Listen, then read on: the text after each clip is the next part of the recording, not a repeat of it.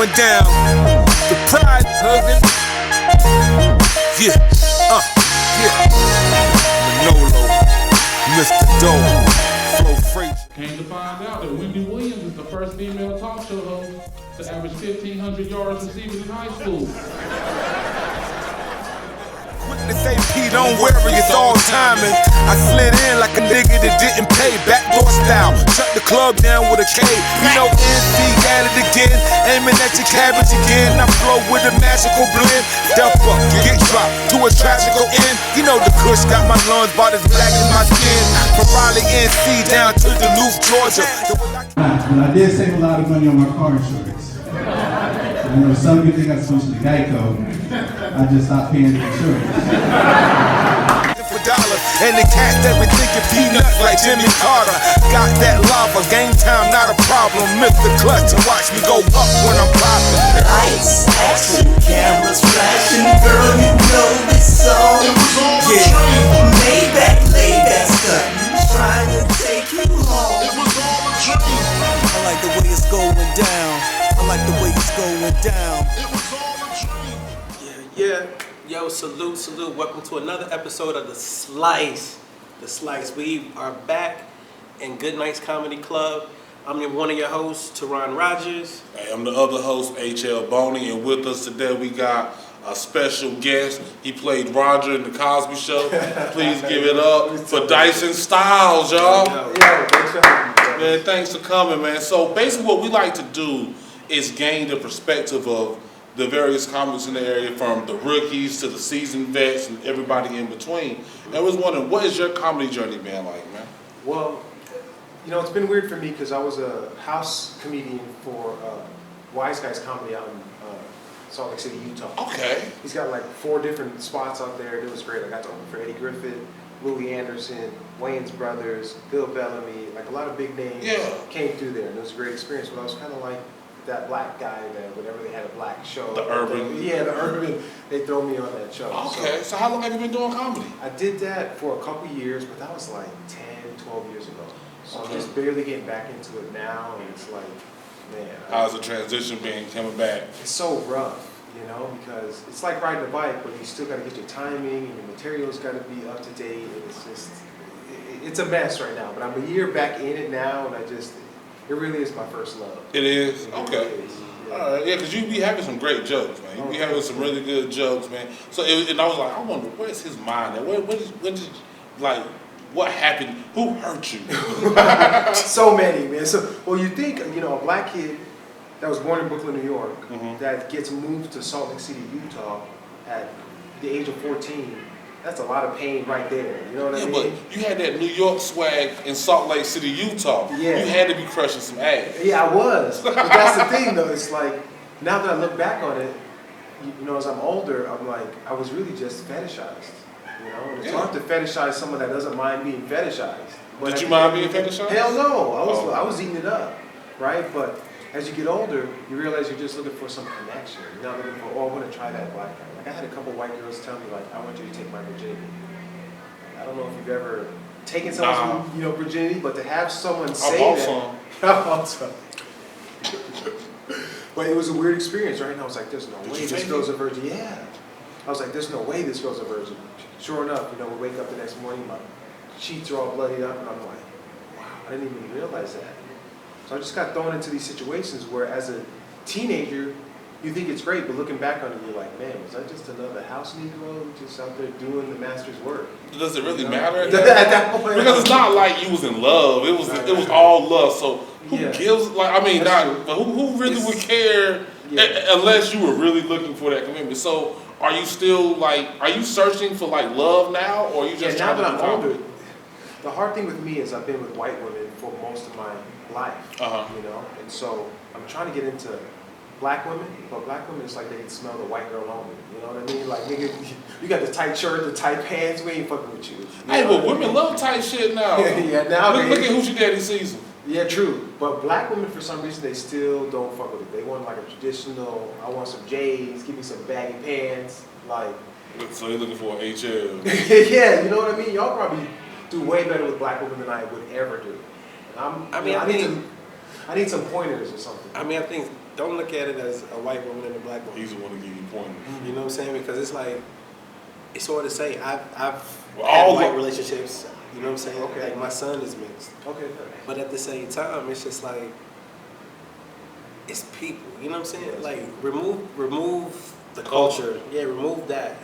Because we're all black when the lights go out. Damn it. Yeah, I What like he that said, you know what I'm saying? But it's, because I know some typical, what you would say like white girls that act like black girls. You know what I'm saying? That stereotype. I know some black girls that will be sad, act like white girls. Yeah. It's just the person. It's just the people that you deal with. You have to come in and agree and understand that these women are nuts. Yeah, they're nuts. I wanted to do a bit about that. Like, what kind of girls can I date, right? Like, Yo, black just women, date whichever one. Like, white date women which I'm ones sick that of. want. Latina's gonna stab me. You know what I mean? I'm Mhm. allergic to getting stabbed. So, like, what kind of women? How you know? Have you been can stabbed I- before? No. So how you know you're allergic? You might not be allergic to it. It's It one of might those just hurt a things. little This bit. might not feel good. Just no major organs, huh? Hey. Hey. Small name. I would like a Who Latina, needs- man. I like a Oh, little okay. 5'4", you know, Sofia Vergara or somebody like that. Oh, you want high-end. spicy. Ooh, yeah, I want like I would take Colombian. Desperado Selma Hayek. Ooh, Desperado something like yeah. Like I don't think I want grown ups too Selma Hayek. Yeah, she's a little rough. That's Hollywood, man. They beat you up after a while. Man, somebody beat that up. But Like you ever think about how lucky you had to be the nigga that's smashing? Oh, Salma Hayek. You know what I mean? Like Oh, Desperado think Selma about Hayek. waking up beside Desperado Selma Hayek. Like, man, I would high five the hell out of my dick. Like, So we'll talk about the dating. So like right now, if you was going to get married right now, your last one, do you have an idea of what that woman would look like? Ooh, Or my God. do you have is your preference that deep? So do you want your last relationship to be with a black woman or a white woman? Or does it matter? or do you just want It to doesn't find out matter. what it's like to be with a black Yeah, I just want to find out what it is. You've never been with a black woman? Never been with a black woman. Say word. man? We gotta go Yeah, wild take wingman me- for. Yeah, wing for me, man. 'cause- I'll wingman you now. I promise. Okay, bet. Yeah. But you gotta tell me, like, nigga, don't do that. Don't say that. You know what I mean? Because sisters, they like to fuck with you. You know what I mean? Yeah. I'm so used to white girls just being laydowns, you know, just being nice, accommodating. I gotta get that banter up with sisters to, like, Just be able to talk. my shit. That's all you do. You go up to them and you just start talking Conversation. about whatever the fuck it is that it seems like is interesting them in that moment. Yeah. Like, cause I've opened up the door with chicks just by asking them about some grapes in the grocery store. It's not hard. Hey, excuse me, do you know if these grapes are on sale? Nah, I don't know. And then next thing you know, it just starts becoming banter. Yeah. And next thing you know, It your is- boy getting some. Yeah, like, and there's no it's conversation. Conversation. You know what I'm saying? And you're Conversation. intelligent, bro. Like, you know what I'm saying? It's just conversation. And like I said, I guess with myself, I moved to Greenville. Greenville was a melting pot. Where I grew up, it was pretty even, but Greenville was a melting pot. So I was able to, you become a chameleon to your environments. You know what I'm saying? So, but it's kind of, there's no secret to it. There's no, okay, I gotta really be this way to get a white girl, this way to get a black girl. It just depends on that person. So like HL said, with the communication, this female is gonna let you know what she would need in order to either continue the conversation, Yeah. take it further than that. But there's no secret from one race to the next. So let me ask y'all, do y'all see yourself ending up like your last being an assistant? Hell yeah. Yeah, I do now. Okay. You know what I'm saying? Simply because it's like what I'm really attracted to now. You know what I'm saying? Because again, like being teen 20s, maybe early 30s, you're just out there. You know what I'm saying? But now, You just out there having fun. but now, like where I'm at, it's just I definitely see myself. If I was to get married again, I definitely wanted to be with a black woman. You know what I mean? And again, no disrespect to anybody, but that's just what I'm preferring now. Okay, yeah, I feel that. If I get married again, it's gonna be with a sex robot. Hey, I heard about this AI, man. You heard about this Yeah, AI? oh coming man, out? man, these sex robots is doing some stuff, man. Bro. And they will talk back. I promise. I would get that sex robot that will malfunction and start talking shit.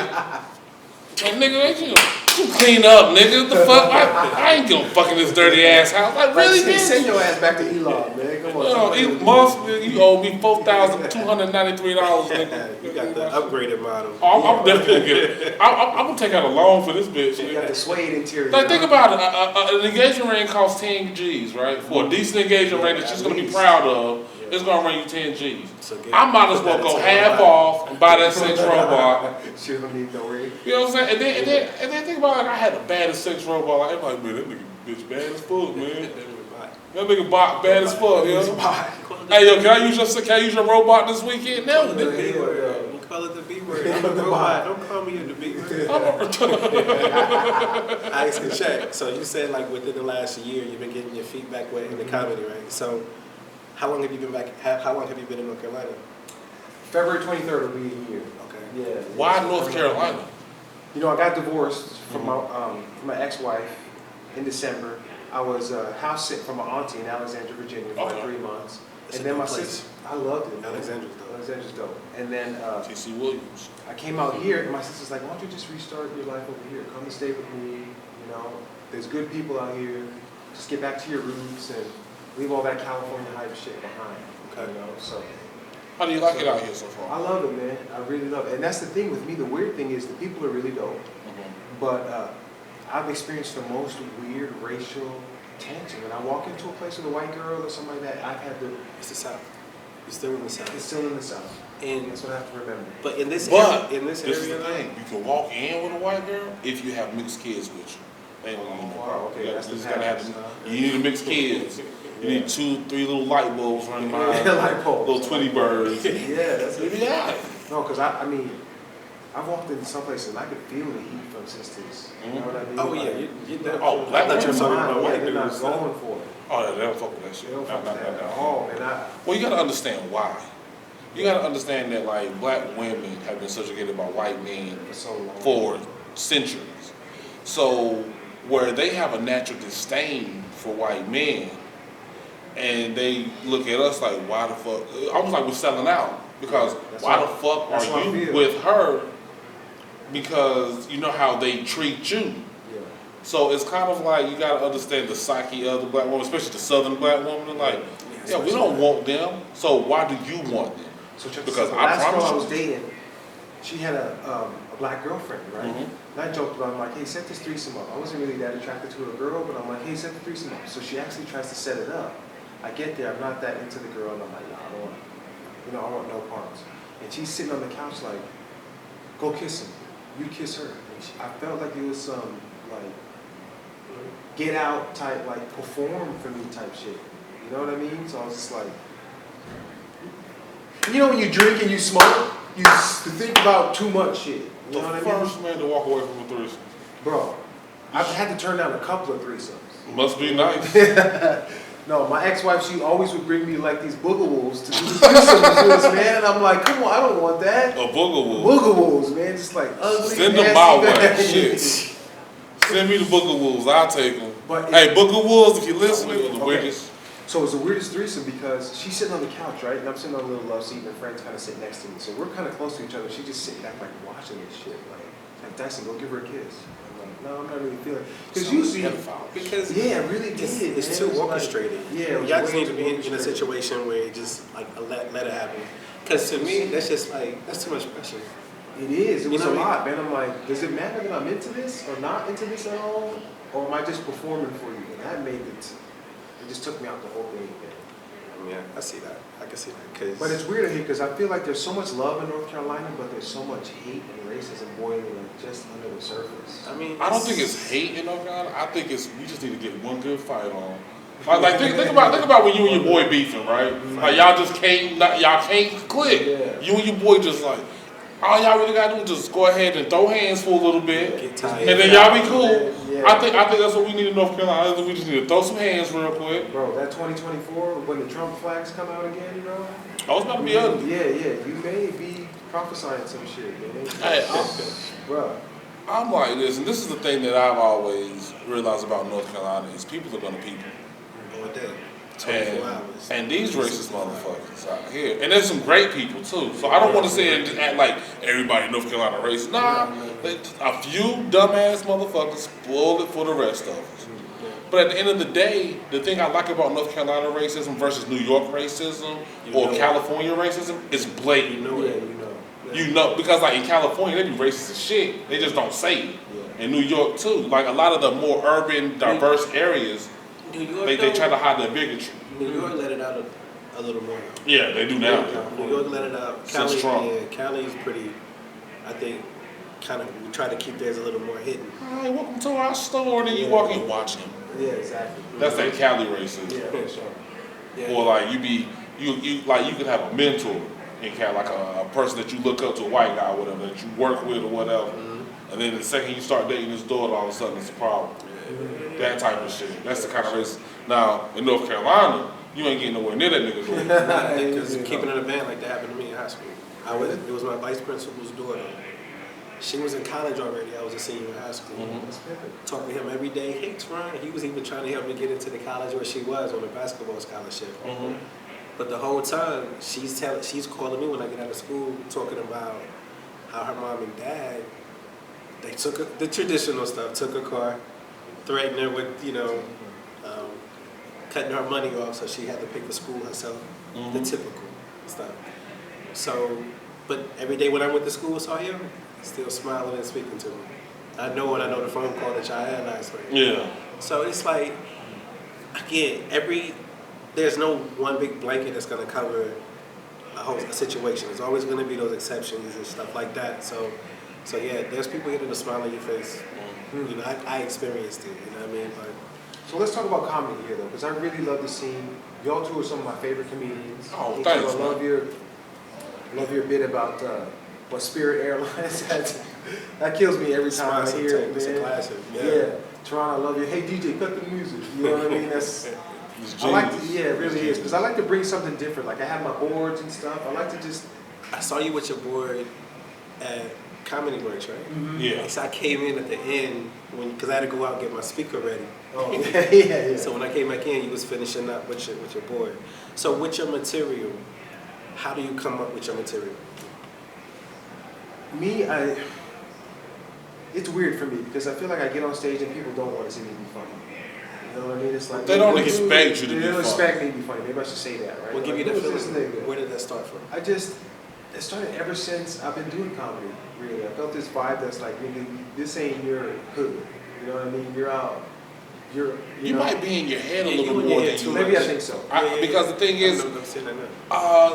is, when you're performing, and this might sound, nobody's really giving a fuck about who's on stage, like about you personally. They just want to make me laugh. That's it. And you got the I bet this nigga can't make me laugh, or this nigga better make me laugh. Those type of crowd. But at the end of the day, man, you just gotta go out there, put your nuts on that stage, stand in them 10 toes down, grab the mic, and start talking your shit. And if it's funny, you will know it. And if it's I'm sorry, but if it's not, you will know it. But the thing is, it's just all about going out there, doing it, connecting with the people, and just having fun. Because the thing is, you can talk to anybody. You have the ability to talk. You have the charm and all that shit. So just talk. And think about it like this. You ever try to lead a conversation to get to a joke that you want to say? That's all crowd work is. It's leading the conversation to get to the joke that you want to tell. Yeah. And that's the thing with me. I want to do more crowd work, and that's why I have my boards. I figure like if I get the crowd in it with me, then we all have a better time. True enough. Make sure you're confident though, because right now I feel like you're battling yourself and you're battling the audience. Balance yourself first. Now granted, there are things that you got to look for, like rooms that you know you're going into. If it's going to be a more black room, mixed room, white room, or whatever, know that. And once you peep the audience, let it go. No. So at that point, it's not even you. It's you on stage, of course, but it's the material. And it's you connecting with your audience. So don't go there thinking what they're thinking about you. Because you kind of giving yourself a hurdle that you don't even need to have at that point. And I understand, like, everybody has, like, their cycle and their way and routine of opening on stage, but try to remove that from yours. I know it may not be anything easy to do, but don't worry about how they're looking at you, because one, you don't know. So you're putting something on yourself that you can't even control. When you want to say, or verify. Yeah. Not you go around and ask them, so what do you think about me? And you done killed your whole show at that point. Yeah. Have your material ready. If you know your audience, if you go into the improv and whoever's headlining kind of gives you an idea of the audience. I think you got tricked up last night though, right? Because you was expecting a more. I was expecting a black ass crowd. It was nothing but old white people. Clayton English from from 85 South show, Medea's, not Medea, Top 8 House of Pain, those his, and Hawkeye, he was on Hawkeye. It was like his 3 major credits, but yeah, we were expecting a black crowd. It was white. Really? White. Your material isn't super black though? No, my material But that's the thing though, it's the delivery. You can have the same joke, change up a couple of words, and it can fit any room. So yes, I would say get out of your head. And also, you gotta also know that you were a house comedian, so you need to fall back into that confidence. The confidence that you had when you was opening up for Eddie Griffin, the confidence you had when you was doing the Wayans Brothers. That guy kept getting booked for a reason. Yeah. You're that same guy. You're just older, wiser, smarter, which basically means you're better, faster, and quicker now mentally in your comedy. So now you're a better comic now than you were when you was the host for the Wayans Brothers. You got to go onto that stage knowing that and feeling that, because once you have that feeling in you, everything you say is going to be golden. I went because when I really embraced that feeling of knowing, I sung the national anthem at an open mic and got in here. He didn't do any jokes. I didn't tell a joke. I didn't write a punchline. I sung the national anthem word for word, and it killed. So it's like it's not necessarily what you say, but how you say it, and that was like the perfect testimony of that. Because if you can make the national anthem funny, you can make anything funny. And so when you go on stage, man, like I said, throw your nuts on the stage and just have fun, because you've already been there. You've already had to deal with the nervousness. You already had to climb the ladder. You've already had to prove yourself time and time again. You've already had to outshine niggas after nigga to get the opportunities that you got. So you have that whole resume. So now, know that, have fun. I've been away for so long, I feel like I'm starting all over again.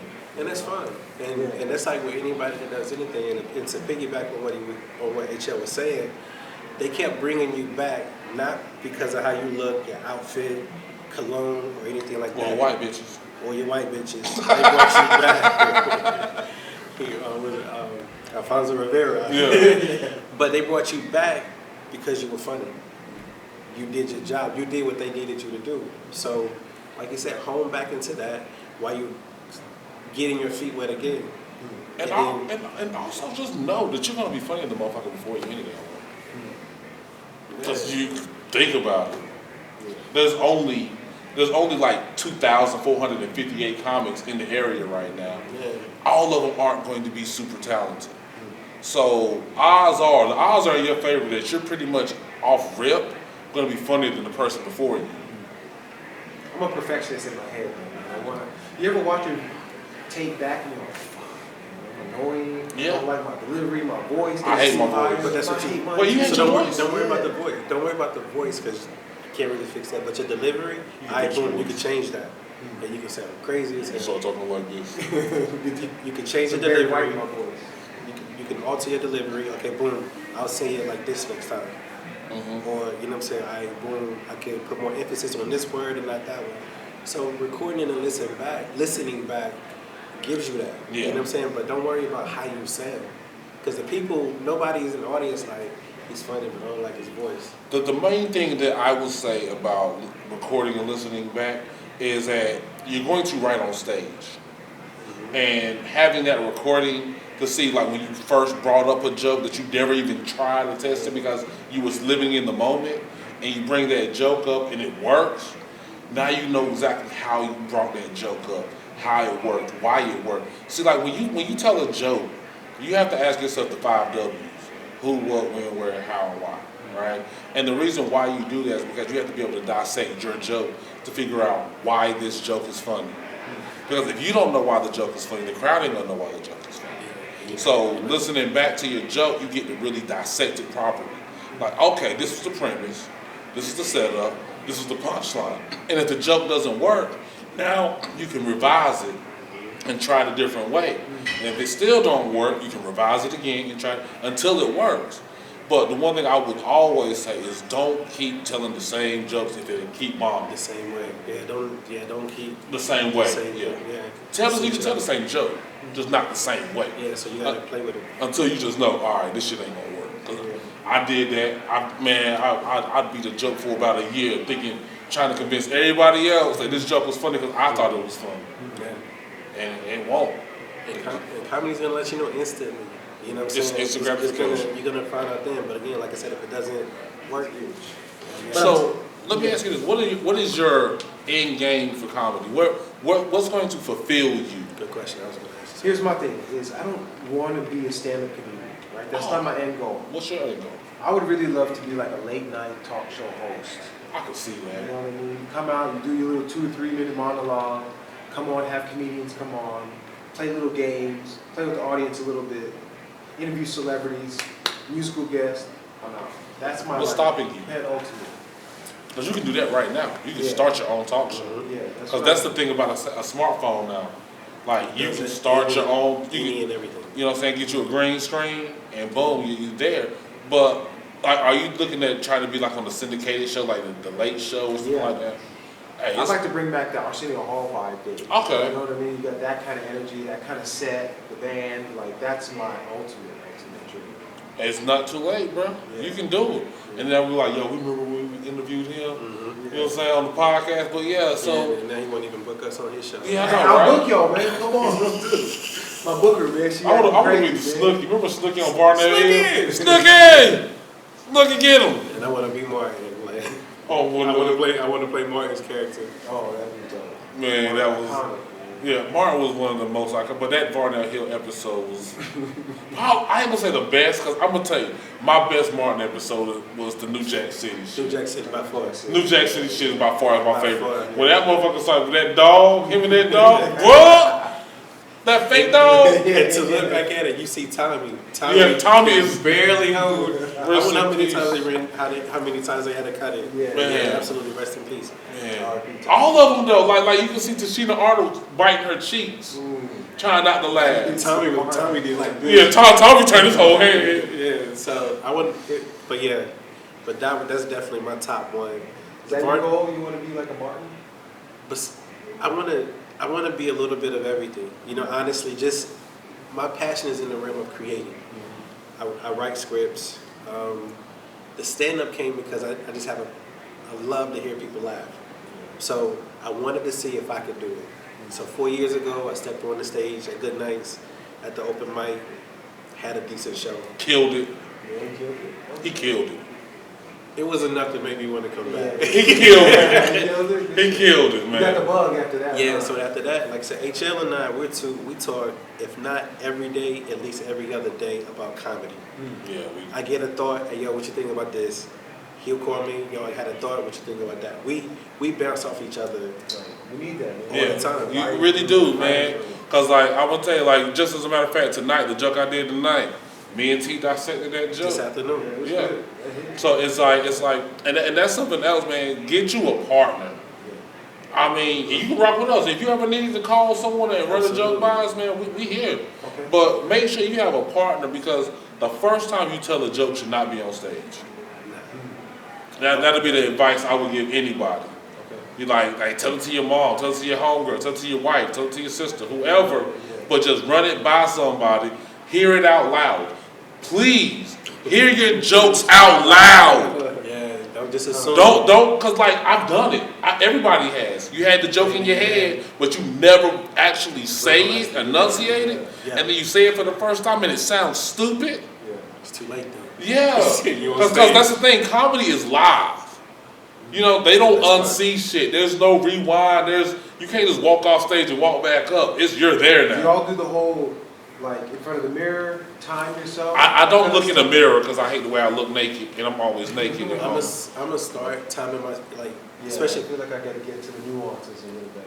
I'm really preparing for my position on my feature spot on his show because we just want that night to be legendary. Yeah, I wanna come check that out. So- What is that, March? March 9th. March 9th. Wait. March 9th, 2023, Hopefully with this. 7:30 at Good Nights. Good night. I'm headlining. Yeah, no doubt.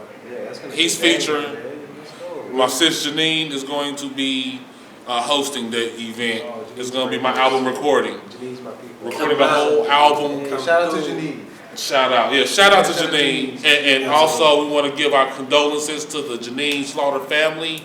They recently lost a loved one. I'm not gonna go into all the details, but just know Janine and family. Yo, we right here if you need us, man. We love you, Janine. Stay strong, homie. So with this, bro, you know what I'm saying, we're going to get ready to wrap this up.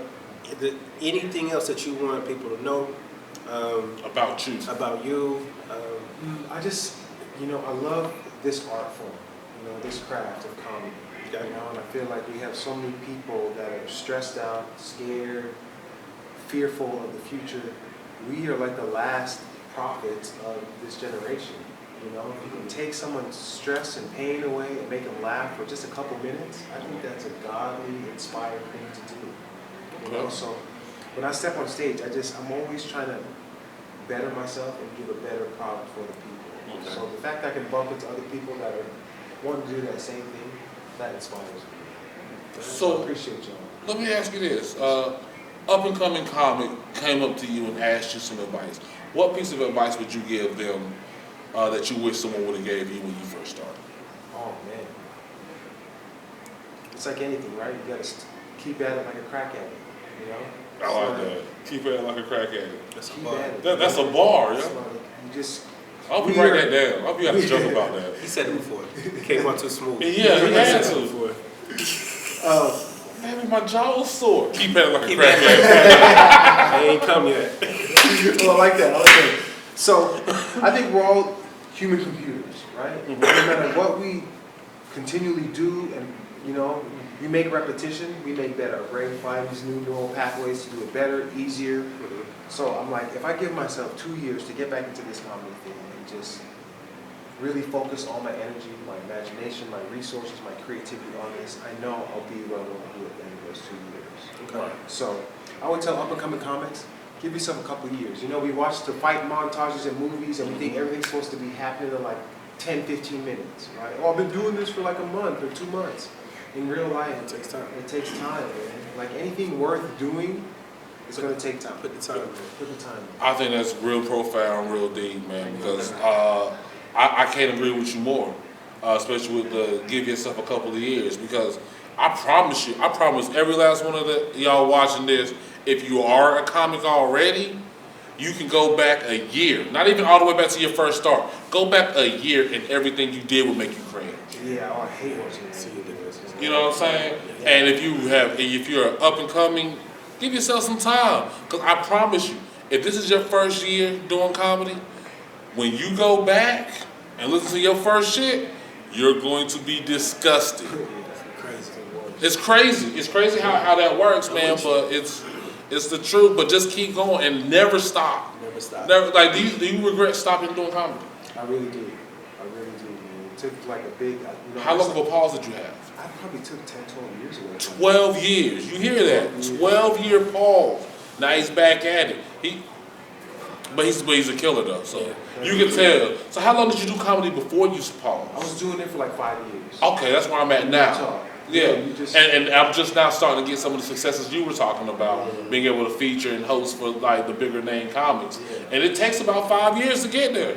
And I used to always think I could I was cocky, so I thought I could cut the system. And nah, you got to pay your dues, because I promise you this, and this is what I tell Teron this all the time. If I would have gotten the opportunities that I got a year earlier, I would have failed miserably. So trust the timing. Just keep getting up, keep performing, keep networking with people, keep keeping your name in that book, and keep being funny. Constantly being funny on stage, and I promise everything will work out, because people want people who are funny. If they see you go to an open mic every week and you're funny, someone's gonna be like, "Hey, can you do a show on the 5th?" Hey, and once that starts, it doesn't stop. Absolutely. Until you decide. Who's the biggest name you've opened for? You're like, man. Eddie Griffin. Yeah, Eddie Griffin's the biggest name I ever opened for. But let me ask you this: who would y'all want to open up? If you could open up for any stand-up comedian, living or dead, who would you want to open up for? Dream, Godbody, Chappelle. Chappelle. What about you? Richard Pryor. Richard Pryor. Give me Patrice O'Neal. Patrice. Give me Patrice. I can see you opening for Patrice. Man, me and Patrice, nigga. I'm like this. I would literally like stalk that man if he was like, just like every time he goes, "Hey, you need to open him." Nigga, didn't I just see you in Raleigh? Yeah. Patrice is, the way he blended in like a message into his comedy, I don't think there's anyone that really did it like him. He had the most charismatic misogyny. Yeah, that's perfectly said. That I mean, he would have a woman like that absolutely hates all the misogynistic stuff that people can say, but he would have her dying with his brand of misogyny. Yeah. Because it was funny. It was charismatic misogyny. And that's how it is in the words, because if you kind of looking at it, between the two, Corey Holcomb and Patrice O'Neal kind of run the same lines. But Corey is a little more edgy, a little more rough with his delivery, so it hit people the wrong way. Like I said, Patrice come in a little smooth with his, saying the exact same thing, and it just works. Yeah. He when he talked about the whole would you fuck a chick with no nose? And he was like, his brother be like, Absolutely. Like take it seriously, but yeah. Check. I'm sorry. We good? Yeah, I'm good. We about to wrap. You got anything else you want to highlight, Brad? Hey, to all the Booker Wolves. Holla at him, man. Alright, I'm gonna put my phone number in the comments section. Get your Spirit Airlines ticket. Go down here. I'll fly you out on Spirit Airlines. But they ain't gonna fly, just gonna drive down 40 the whole way here. Just let you know that. But nah, I'm just saying, appreciate y'all for tuning in once again. Thanks, Dyson. Thank you for Appreciate you for coming through and slicing it up. No doubt, yo. Again, another episode of The Slice. We at Good Nights Comedy Club, Raleigh, North Carolina. Forgot the address. 401 Woodburn Road, He knows Raleigh, this North is his Carolina. house. his house. Yo, tune in. We'll be back next week. All right, salute. The way it going down, the pride hugging. Yeah, Manolo, Mr. Doe, Flo Frazier, out.